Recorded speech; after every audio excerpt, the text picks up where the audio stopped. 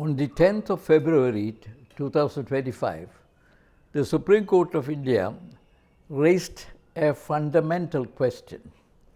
Can those who have been convicted return as lawmakers after they have done their sentence?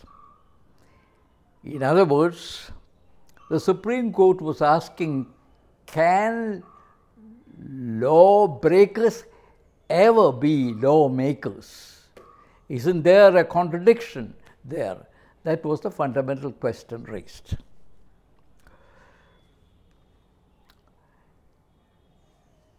The Association for Administrative Reforms, that very well regarded organization which has been there for 25 years, had put the figure of those who have criminal charges against them in the existing Lok Sabha as about 43%. That is according to their own affidavits. Now, if even say a fraction of that goes for successful prosecution and conviction, I would say that there might be a minor procession of convicted MPs going to jail. At the present stage, it looks as though those who have criminal charges against them strut about and almost take these criminal charges as a kind of badge of honor. This is what it has come to now, and something we should all take note of.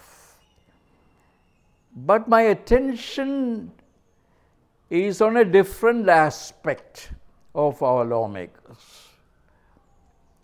According to the Association for Administrative Reforms, a staggering 93% of our MPs are crorepatис, and the average assets of the MPs comes to about 48 crores average. Of course, the highest is about 5,000 crores or something, obscene type of wealth. So, calling this Lok Sabha House of the People is a misnomer. For the right word would be House of the Multimillionaires. In no conceivable way can we think that the House of the Millionaires can represent the people of the constituency. For surely the people of these constituencies of this country are not multimillionaires. And therefore, it would not be wrong to infer that these crorepati MPs would be looking after their own interests. Wealth begets wealth and power. So, this would be a proper inference.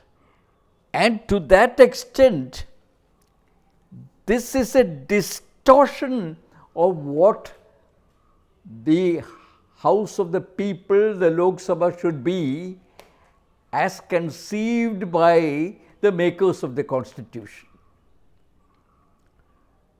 To that extent, I feel that this being a plutocracy, Pluto's wealth and authority practice, this would be clearly a distortion of the basic feature of the Constitution of India. I refer to the Lok Sabha. the apex lawmaking body.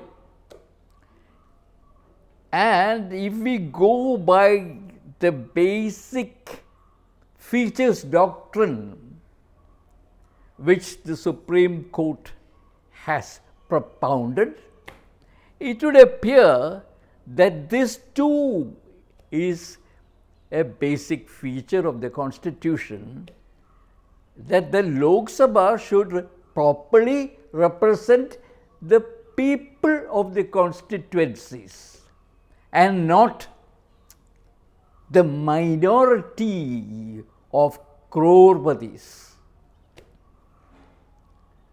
It is for legal scholars to examine this matter further. There is no doubt that the combination of wealth and power has already been there for a long time. Look at the way India's resources, the basic resources of India, the hydrocarbons, the ports, the seaports, the airports, the telecommunications, all this have been captured by billionaires of this country. That combination of wealth and power is already there, and therefore there are clear signs that we are not a democracy but a plutocracy, the combination of wealth and power. And if you add these electoral bonds and donations, which are but institutional ways of seeking closeness with power,